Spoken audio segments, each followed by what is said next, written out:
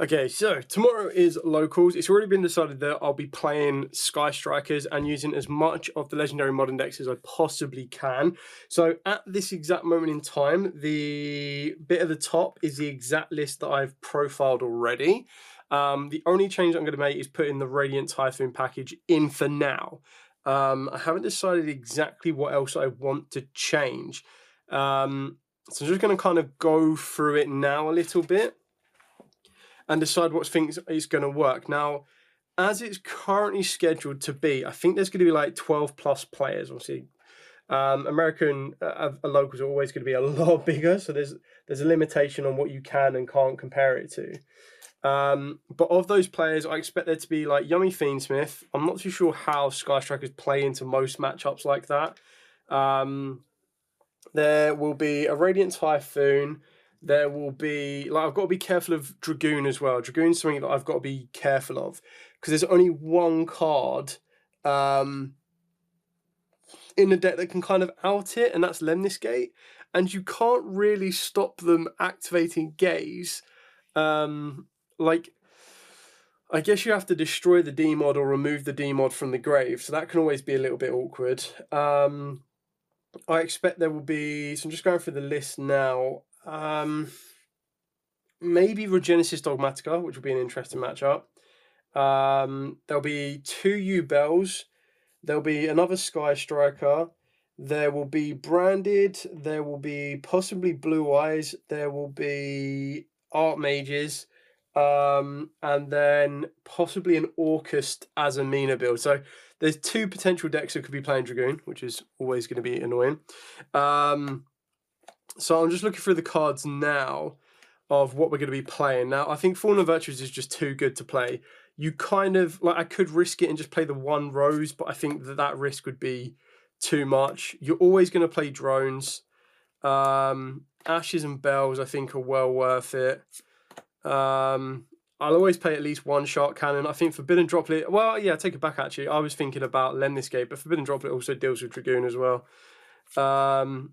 Widow Anchor, Lemnis Gate, Engages, you're going to be crazy not to play 3 of that. You'd be crazy not to play Reinforce in the Army. You'll be crazy not to play 3 Linkage as well.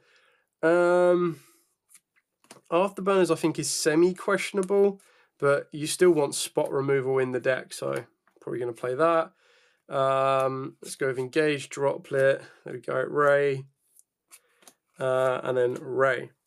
So, I think these are all pretty, like, they're pretty nailed on. I don't think you would change these ones. These are Lemnis Gates, Engages, everything else in between. I think cross out Call By could be good in scenarios. Obviously, the idea is if you get hand interacted with, you cross out, or like you just play a little bit more cautiously. But then maybe these cards could afford to be sided in. Upstart is amazing in Sky Strikers because there's no real downside to it. Like, you play Upstart, the only downside is you give your opponent 1,000 life points, and I think with that you've got to be careful with the modern decks on how good they can be at regaining their resource. You kind of have to, like, finish the door a little bit quickly.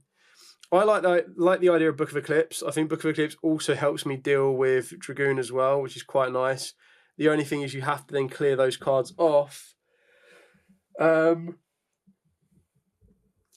order to get the most advantage from it. So the only questionable cards I have is Chalice and Talents.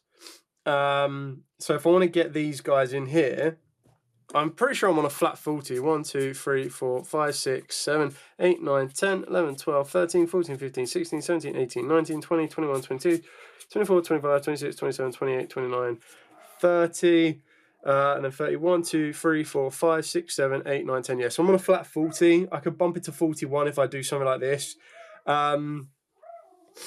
The Radiant Visions give you the spot removal for Mystical Space Typhoon, but then they also can double up for the draws and ditches. And then when I look at the amount of quick plays, like if I was to take out not include the Chalices, as my dog goes crazy in the background, we've got the Call Buys, we've got the Crossouts.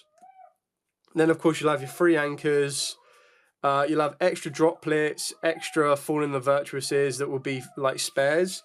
And then obviously it becomes like a draw and then a setup. So I feel that I really need to get these in here. And it might be in place of these 3 here.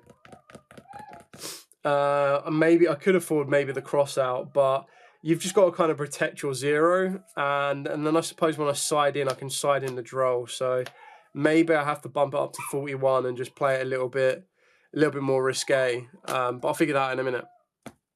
And then for the side deck, I think the side deck's pretty much there. I think there's quite a few monsters. I don't know. I mean, Radiance will be hand. Shining Sarcophagus will be hand as well, and then some of the other pieces as well. I'm just trying to. Yummies will be hand as well. So maybe I just don't even need to focus on the Fuas and I just focus on Perulias. That could be pretty good. I like the idea of also playing Lava Golem just to normal summon over my opponent's monsters. That will help me break fields, but then it means I can't normal summon down Ray. So I'm then relying on linkage and drones, which can be a little bit risky in that kind of sense as well. I kind of still like the idea of I like the idea of Salesman. I'm not sure how ultimately effective it could be, but I do like the idea behind it. I think if I'm playing Trill Tactics Frost, I could afford to play 1 Raigeki, 1 Lightning Storm, and 1 Duster, but I could also bump these up in a different way as well if I wanted to.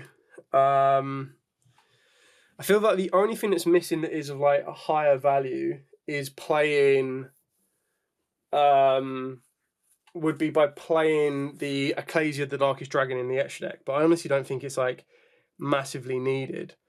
So we'd have 5 cards there, 7 cards there, so that puts me on 12, right? So I've got 3 cards to play with in the side deck. Maybe that's where Talents comes in. Maybe Talents goes into the side deck when it comes in when I bring Frost in. I like the idea of Evenly as well to kind of brutally break fields.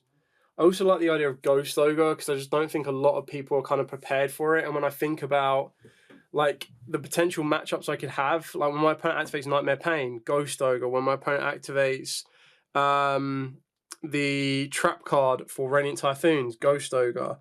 When they activate the field spell for Yummies, Ogre. When they activate, like, I just think there are loads of different interactive points where Ogre can be a massive, massive game changer. So, yeah, I think Eclipse can actually put in a lot of work that not a lot of people would be expecting it as well.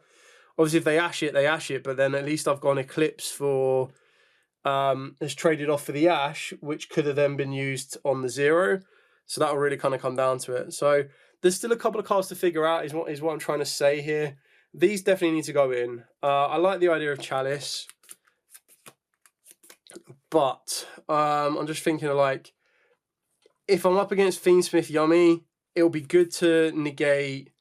It'll be good to deal with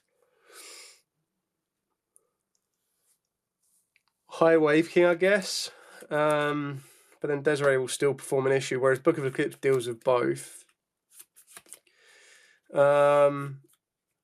I think the draw off of like the draw or the search for mystical space I think can just be more important off of Radiant Typhoon Vision. So yeah, I think that would just have a bit more value to me. The Breakers, Raigekis, Harpies, Feather Dusters, Lightning Storms. Again, I just think it kind of catches a lot of people off guard. The only other things that I would consider probably changing out would be sales bans, and you would kind of drop those down to make your breakers stronger. So like when I look at it, these are the only breakers that I'm playing when I'm going to like to side in when I'm going second. So if I'm going second, I'm like, right, cool, I'm siding all these in, which are absolutely fine to have. But then if I'm also going second, I've got this, and then, I mean, you could technically side in sales ban for going second. You could randomly call like you could call a Desiree, and then you're trading a Desiree. You could also call High Wave King Caesar and trade those off. So I've actually got like a lot of cards for going second, not so many for going first. So I suppose that's where these 3 cards need to become go first cards. Maybe like Judgment and Strikes or Judgments and Warnings might be quite effective. Okay. Maybe that's what I need to look at, is putting a Judgment and Warnings. They might turn out to be quite useful for me in that scenario. I also think Strikes are pretty good as well. maybe that's what they need to become. Maybe these become go first cards. So I'll have to have a look at those. All right, first things first, let's unsleeve Chalice and Talents. I guess I'll either be happy with that change or regret that change come tomorrow. I think the Radiant Typhoon Vision is kind of too good not to play right now, and you probably just play it until it does get slapped on the list. I think Ghost Spell's kind of the right card in the main deck. Maybe Ghost Ogre could be an option, but I just think there probably will be some matchups where Ghost Ogre isn't perfect. But then I'm thinking about more and more of the events, like more and more of the attendees at locals, and ultimately like how effective that will end up being. Because even in the Archmage matchup, Blue Eyes matchup, like all the Rogue matchups, it could hit pretty hard as well. So I don't know. We'll give it a go. I could side out the Book of Eclipses, but I do quite like their usages. All right, I'll have to have a look at some Go First cards. Let's have a look at the extra decks. If there's anything in the extra deck that's a little bit of a miss. So main deck, let's put that all together. That goes over there. And then the side deck is literally just figuring out those last 3 cards, which I think will end up being like a warning. I could even play Iron Thunder. Like, no one's prepared for Iron Thunder. And I just think Iron Thunder's pretty funny. Speaking of which, where are my Iron Thunders? They're part of this stack here. No, they won't be part of that stack there. What about this stack here? Losses, Impulses, Ashes, Bells. No, that's the Azamina package. Lava Golems are so tempting. I'm not going to lie. I don't think, like, they're tempting, but I just don't think they're logical. So that's just me kind of dreaming a little bit there. Okay. I'll have to find where I've put my Iron Thunders, unless that's these, unless they're under here. No, that's my Evenings though. Evenings aren't bad. Okay, I'll try and find my Iron Thunders. I might put those in. For the extra deck, we've got I need to like abuse this card so much more. This card's actually really good. 2 Kagaris, 2 Zeros, 1 Zeke, Kana, Hayate, Azalea, Camellia, 2 targets for Fallen the Virtuous. I don't think I'm even going to go into SP Little Knight, to be honest, and I don't think I'm going to go into Access Code. So I might actually bump up Kagari to 3 and maybe Shizuku to 2. But I could definitely see myself playing Kagari at 2. Maybe even 0 at 3. Like, 0 could put in a lot of work as well. Just in the grind game, these could be very invaluable. I don't know if I'd want to use any of the other Sky Strikers. Let me have a quick look, because I haven't really... I'm not too sure of Combined Maneuver, because... I mean, it can be special summoned. It can't be used as link material. If it's special, you get target a monster on the field with 2,500 or more attack and negate its effects to the end of the turn. At the start of the damage state, if this card attacks while you have a Sky Striker, Ray, and Rose in the grave, destroy all monsters your opponent controls. Not too bad, but... and the Spectre. So, it's always treated as Sky Striker Ace. Must be link summoned. It loses 3,000 attack while you have no spells in the grave. When your opponent activates a card or effect as chain link 2 or higher, Create banish 2 spells from the hand and or grave, negate that effect. Then you get to destroy 1 card your opponent controls. I mean, it's okay, but I can't see myself. Like, I think the idea of having a 3rd Kagari and a 3rd Zero is probably more. I even like the idea of playing like a 2nd Amatsu as well, to be honest. But we'll save that for another day. Okay, so what does that put me on? So 1, 2, 3, 4, 5, 6, 7, 8, 9, 10, 11, 12, 13, 14, 15. So I feel that Access Code could really come up and bite me in the backside if I don't play it, but never though. I think I'm either going to go for I might have to go for a 3rd Kagari and maybe keep the SP Little Knight. Just on those odd times when getting SP could be useful, but then the float back to the field is really annoying, because then it means you need to get rid of your own SP to then do anything with it. So maybe it will just become a 3rd Zero, just because of how quickly you can go through the zeros. It probably lets you be a little bit more flexible with your cards. So maybe I'll bump that up to 3.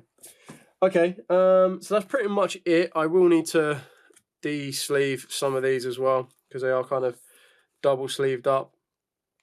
and in some cases even triple sleeved. So we will.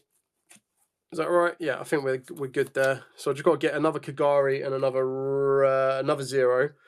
And then I've got to try and track down my Iron Thunders. I mean, they did come in Legendary Collection 5. Legendary Collection, Rarity Collection 5. So I should be able to track those down relatively easily. I'm pretty sure the last time I had them in Dark Lords. And the question is whether I still have them in Dark Lords or if they moved them into their own space. Or use them as a side card in something else, which I probably did end up doing. Yeah, so it doesn't look like they're in there. I've definitely put them somewhere. I've just got to find them. Anyway, that's it for part 1. I will try and get some duels done for you all in part number 2 as well, so you can kind of see me pilot this deck in person. And then, yeah, kind of go from there. So I will catch you all very, very shortly. So this is the Archmage matchup. So as you can see on my opponent's field, they've got the Archmage field spell plus I think it's the Actaurus, they've got the Finmail, plus they've got the fusion that will quick effect to fuse as well, and then they've also got the Power Patron fusion monster. So I've activated Book of Eclipse in the draw phase, chained Lemnis Gate. It probably should have been the other way around, because one of these is going to get, I think one of these is going to get negated. But the idea behind this one is I see the line of play. I've got to clear this field off. So the Lemnis Gate will return 2. And I don't want the Deactaurus to be kept on the field because the Deactaurus becomes quite annoying because it will float around. Like it can float into Medister Pure then gets the Power Patron, and we go on and on and on and on in the circle. So we're just waiting to see if my opponent is going to have any response to this, because the Lemnis Gate doesn't target. Already shuffled back, so we're going to return the Deactaurus and we're going to return the fusion monster that gets the quick effect to fuse. The Finmail is now no longer active because it doesn't have 3 different types in the field, but just to get rid of it and clear it off, we're going to activate the Engage. Engage is going to grab us. I think I go for Widow Anchor at one point. Like the play that I've got in mind is get a so we got the Afterburners, clear off the Finmail, then use, like, life points isn't at 8k as well, by the way. This is well deep into duel number 1. So we draw off the Engage, we draw into another Engage because, you know, that's just how striker players work. Activate the Afterburners, targeting the Finmail, destroying the Finmail, and then destroying one other. I don't know why I went for the field spell. I think I knew what the set was. I think the set wasn't anything, which is why I didn't go for it. But we go Engage on this one, go for Widow Anchor now. At least I think I go for Widow Anchor. Yeah, go for Widow Anchor. And then the idea is, like, I can go Ray. Like, because there's not a lot of life points left, I can go Ray. Draw 1 for draw 1 off of Engage. But the idea is, I'm pretty sure I've got route to Ray, or route to a Kagari to loop back. Yeah, there's a Ray there. So the plan is, get Ray on the field, tag Ray out, or go to the battle phase. Like, hang on, I'm trying to remember how I do this one. I think I'll go Widow Anchor. Yeah, Widow Anchor to take control of the Power Patron, because it can't be destroyed by card effects, I believe. But the other is, I was like, right, I'll take the Power Patron. I can then switch it to attack. That's 3,300. Then I can normal summon down the Ray. Go battle phase Ray for 1,500. And then the Power Patron for 3/3. And then use Ray's effect to get the final bit of damage on the field, because Ray's effect tag out. Going to Kagari. Kagari adds a card back from the grave, but it shouldn't matter at that point. Kagari should then have more than enough attack to finish the duel off. So that's 3/3 plus 3k, so 6/3, and then Kagari is up by however many spells are in the grave. So this is up against Shining Sarcophagus. So as you can see, my opponent's got SP Little Knight and they've got Dragoon. Now, I deliberately do not use... I've got Lemnis Gate set from the previous turn. I do not use Ray's effect, because the idea is that I'm trying to cycle through to get enough Sky Striker Ace monsters in the grave. I've got 2 Sky Striker spell cards. So I go into Kanar. We're then going to turn Kanar into... Like, the idea is, what Striker monster do I feel that I could burn in this one? And it's like, I don't want to burn Shizuku just in case. I don't really want to burn the Hayate, but there is a Kagari in the graveyard. I could just skip over that, because I'm only going to be able to target 4 cards in the grave and shuffle back 1. So we're going to Hayate. Hayate, I'm going to go into the Amatsu. And like, Amatsu is like my new favorite Sky Striker monster, because I thought his 2000 attack or higher would make it a bit more awkward. But it actually makes it incredibly useful here. And it kind of puts my opponent now in this position of, if they use Dragoon, I get Ray. If they don't use Dragoon, I can still turn the Amatsu into Kagari and use Kagari's effect. Now, as a note, I used Widow Anchor on the SP Little Knight, and that was allowed to go through. So that was like my first bait point.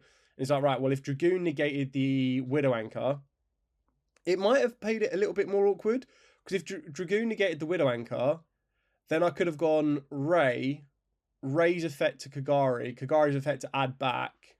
And at that point, there's not really anything I can add back. I would have had to use... Because you have to get rid of the SP, really. But either way, target 4, which is going to be a Drones, a Widow Anchor, a Kana, and a Hayate. I've got the Amatsu, so I've basically just blocked my opponent. So, like, my opponent doesn't... If they use Dragoon, I get Ray. If they don't use Dragoon, the benefit is they get to keep a card in the hand.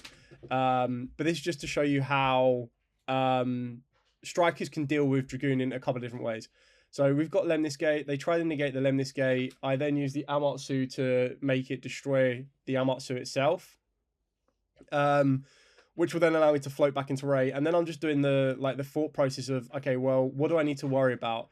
Dragoon is still not going to be able to be targeted, so even if I left it on the field, it would still become a bit of a pain. So I was like, right, well, if I just shuffle that back, that's one less thing for me to worry about. The SP's negated with Widow Anchor, so I can just punch over it, because Ray's going to come back. I can then go Ray into Kagari. Kagari can then add back the Lemnis Gate, so I've got a follow-up if I need it to.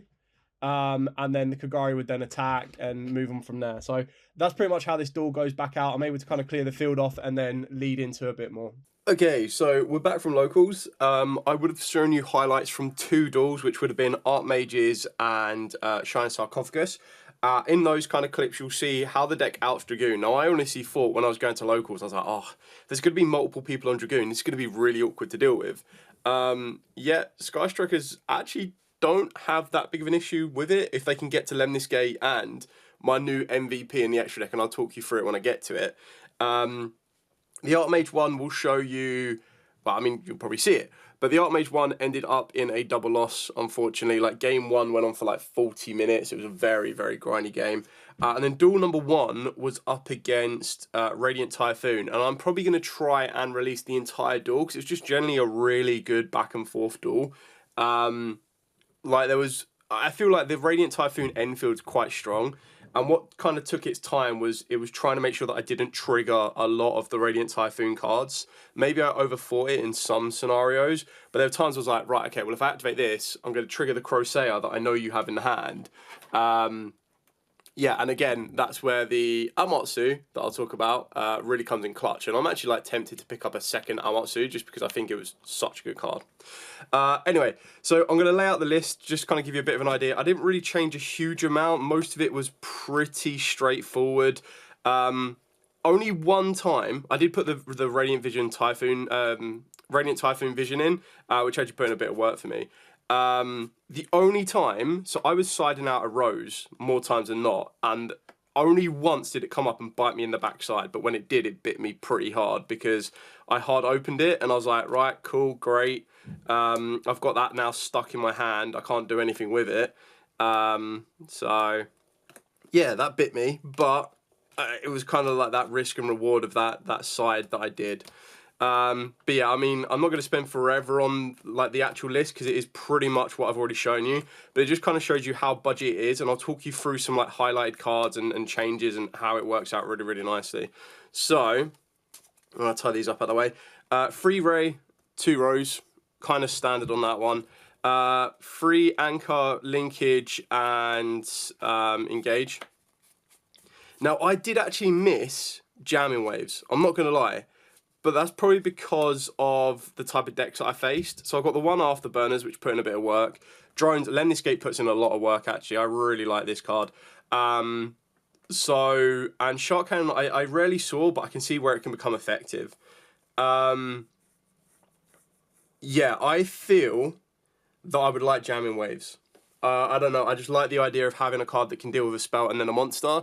So that's something that I want to change with the deck list. I don't know where I would fit it in and whether I'd main it or side it, but maybe because I was against the Radiant matchup, I was like, right, okay, well, Jamming Waves would be quite useful here. And in the Archmage matchup, again, Jamming Waves would have been quite useful. Obviously, Afterburners can be quite good, but there were times when my opponent was like not ended on a monster, and I'm like, what? But they could make a monster enter the field of play like during battle phase and stuff. So I was like, okay, cool, well, that would be quite useful for me. Non-engine Fallen the Virtuous. Only once did the third copy come back to bite me in the backside for not having an Albion and not having Ecclesia the Darkest Dragon.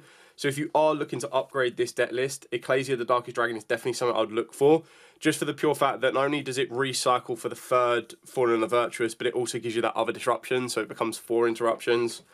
Forbidden Droplet, maxing out on 3 on this one. I rarely saw it, but, you know, when you do, like, it does put in that work for you. Another card that was like an unsung hero was Book of Eclipse. I didn't get to resolve it as many times as I would have liked to, but there were times where I was like, right, okay, cool, Book of Eclipse can actually put in a lot of work here. And it was a way that also helped me out Dragoon. So it was another card that maybe is more specific for my environment, but it actually puts in a bit of work for you because there are ways that you can protect your field as well. So, like, you do sacrifice giving your opponent draws, but then depending on how many draws you're going to end up giving your opponent, if you feel comfortable enough that they're not going to be able to do anything with it, and like, what's the worst that they could draw? Like, the worst they could probably draw would be a Bell and an Ash for the deck. Then it's probably a sacrifice worth making. Let's go for the hand interactions. 3 Ash and 2 Bell. I think the next format, Bell's probably going to become a 3 of. Like, Bell's just too good. Yeah, it's difficult because you're not really using these as like direct usages. And what I mean by that is these are also cross-out targets, which is kind of what you're working towards, cross-out and call-by. I never saw cross-out or call-by, but my opponent did. Yeah, I saw cross-out more in my free duels today than I did in like my actual plays. So my Radiant Typhoon opponent hit Ray and hit 0, I think. And then my Shining Sarcophagus opponent hit 0 as well. I was like, God damn it, really? Reinforcements from the army and then Upstart Goblin. I'm mixed about Upstart Goblin. I know how good it is because you know, basically give your opponent 1,000 life points and draw a card, and then you've got that normal spell in the grave. I don't know if I'd be tempted to play 2 Foolish Burial Goods and 1 Metal Foes Fusion. I'm not saying that that's a good change. Like, Upstart Goblin is great in the deck. It's just that 1,000 life points could be the big difference between, yes, I've got 8,500 damage on the field, but I can't get that final 500 done for the damage. My opponent draws for turn and then builds on from there.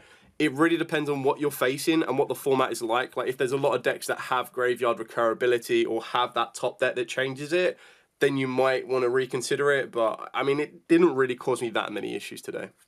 For the side deck, for going first, Iron Thunders, I never actually went first, I don't think, like, through the side deck. More times than not, I think with the Radiant matchup, I made my opponent go first, and I was able to break their field. For the Archmage matchup, I won game 1. I got made to go second game 2. And for the Shining Sarcophagus one, they won the dice roll. They made me go first, which I thought was quite interesting.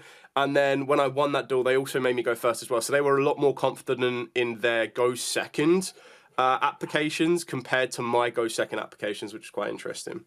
2 Drolls, 2 Perulias. You'll see that I don't play Fuelos, and the reason I don't play Fuelos is that I took them out for Iron Thunders because I was like, right, I need a card that I can sub in to go, like, to strengthen my go first field. And I was worried about Lightning Storms. I was worried about Evenlies. Didn't really see Evenlies, but still just worried about all those different kind of breakers. So I went with the Iron Thunders. 3 Sales Ban, I never saw it, but in theory, this can still be really good because you'd activate Sales Ban. It's a normal spell card that goes to the grave. It doesn't matter whether it's a normal spell card or not. But the idea is I could activate Sales Ban and call Red Eyes Dark Dragoon, which trades off 1 for 1 with the Dragoon. I could call Droll and Lockbird. I can call Ash Blossom. I can call Ghost Spell. Like, I can pretty much call whatever I needed to, and then it puts that spell in the grave. 2 Trill Tactics Thrust, and then targets for going second, Duster, Raigeki, and Lightning Storm. I did consider the Black Goat Laughs and Different Dimension Grounds. They were kind of options I considered, but didn't put them in because I like the idea of Sales Ban. ultimately, these 6 cards never went in, so take of that what you will. I put Thrust in a couple of times. Another card that I haven't got is True Tactic Talents. Yes, of course, it's a power card, but only it just becomes, like, you're either looking at your opponent's hand if you're going first, which means they already need to put a monster on the field, or you're drawing 2 cards. Like, rarely do you want to take one of your opponent's monsters, because then you have to link it off to then use linkage to do it with, and it just, you know, wasn't really ideal. I think like free Perulia I could definitely see happening as well. I didn't go with Fualos. It was just a risk I decided to take. But yeah, that's just something to consider. For the extra deck. So for the extra deck, we've got 3 zeros and 3 Kagari, sorry. Yeah, I got no issue maxing these 2 out. They put in so much work for me. These are like your go-tos. Like, these are so good. 1 Hayate, Zeke, Azalea I never made. I made Zeke, but I never made Azalea. I actually made Camellia once. I made Camellia in the Shine Sarcophagus play, because the idea is because this one needs light and darks, this one just needs effects. I was like, cool, I made the Camellia, and then I used linkage to send the Camellia, which then gives me another disruption. Because I'd go into 0. 0 then has the effect to tag out, and then I give them Camellia, and Camellia's not strong enough to deal with 0, and then kind of work on from there. They did have an interaction for the Camellia, so that didn't actually do anything. 1 Kana, this is just in here as an option. There was a play that you'll see in the clip that I put up for the Shine Sarcophagus match, where what I had to do to out Dragoon is I had the Lemnis Gate, and I needed to get enough Sky Striker Ace monsters to the graveyard, but I didn't want to go through Kagari. And I didn't want to activate an effect because it would just get negated and destroyed, or SP Little Knight would have banished it as well, so it was Dragoon plus SP. So what I had to do is I had to go, I think I went Ray, linked into Hayate, linked Hayate into Kana, and then linked Kana into my MVP, like I love this card now, into the Amatsu. So this one, a lot of people kind of, A, don't know that it exists, and B, don't know how it kind of works. But what it really does is any monster with 2,000 or more attack, when they activate an effect, you can change that effect to make the effect become destroy a Sky Striker Ace link monster your opponent controls. So you basically make them destroy your Amatsu, and then because it's their effect destroying it, your raid triggers to come back. And then also the battle effect as well is really, really important. The only issue is the battle effect doesn't trigger your Ray. But the idea was I went Kagari, Kana, Amatsu, and then activated the Lemnis Gate to try and shuffle back the Dragoon, and then they went, right, okay, well, I obviously have to use Dragoon's effect here. So they used the Dragoon's effect, and I went, cool, Amatsu to change that. The Ray came back, and because I didn't use the Kagari, I could then turn the Ray into Kagari, Kagari, bring back Engage, activate Engage, and then you start to snowball that resource, because then that becomes Engage, gets linkage, draws you a card, linkage turns Kagari into 0. 0 deals with SP because SP was negated with Widow Anchor. Like, it just worked out so well. So I really like this card. And I made it against the Radiant Typhoon matchup, which meant if they summoned Crocea, that wouldn't work, or I could change the Crocea effect.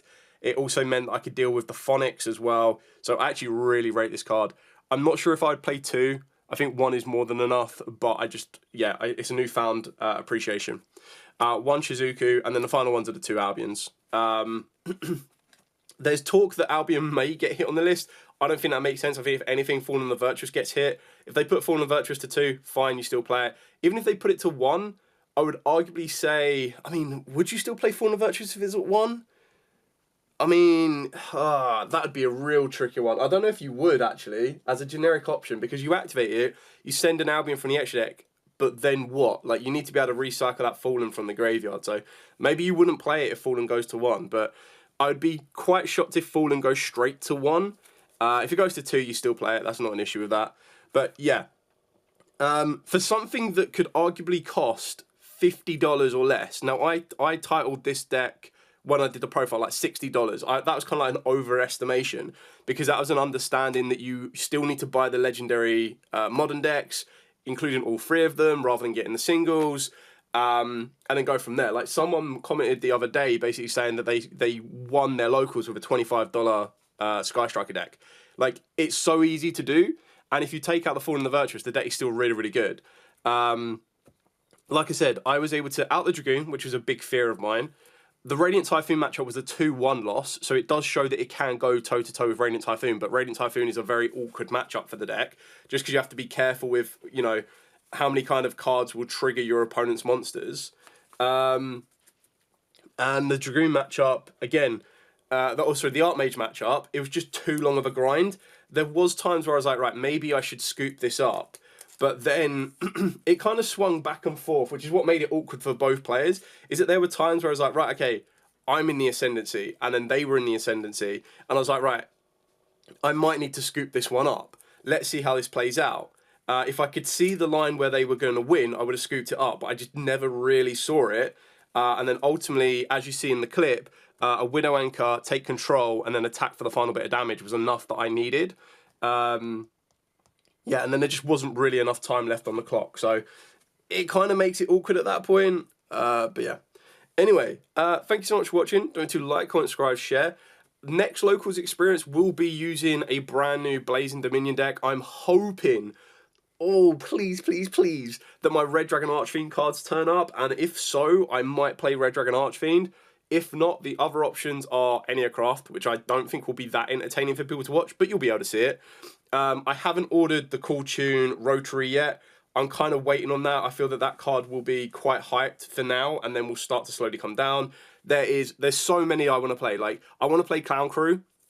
I want to play Trains I want to play, but I'm waiting on those because I think Stuart's actually going to play them at Locals, and he's obviously going to be a much better pilot for that deck than I will be. I want to play Heckhand Chimera because I don't think people are going to be prepared for that or even know what that deck can do.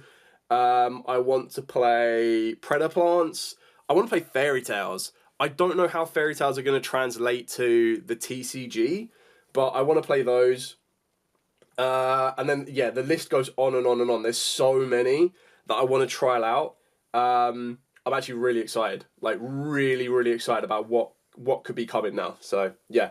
Anyway, thank you so much for watching. Let me know in the comments down below what you would like to see from Blazing Dominion. I think I can take an educated guess that most of you might want to see Red Dragon Archfiend, which I'm super excited about because I don't know what version I want to play. Like, Revs is the go-to for Red Dragon Archfiend content right now. There's no doubt about it. I want to try and stick Pure and then build off from Pure to what one's better. But I've seen his combos for Elf Notes, which look kind of fun, but quite expensive. But with the Elf Notes, you do get turn 0 plays, which could be really interesting. I've seen his Habakuri combo, which I think is quite funny. But I don't know how secure that will be post Forbidden Limited list. It probably will be, but just an example. I still need to get Sparks to make Red Dragon Archfiend as powerful as it can be, but I'm quite happy to do it without Sparks for now and then see how it works. And if I'm like, damn, I need Sparks, then I'll pick them up. Clown Crew is just going to be so cheap and budget, and I don't think anyone's going to be prepared for it, but I think it dies a death to Draw and Lockbird. Enneacraft, I think no one's going to be prepared for at all. And it's going to be very interesting to see because next week is Irish Nats, and then we've also got, I think it's an American Regional or a WCQ. So that'll be interesting. And then at the end of the month is Columbus, I believe it is, or Colorado. So anyway, thank you so much for watching. Like, comment, subscribe, share. Till next time, as absolutely always, stay safe. And of course, happy dueling.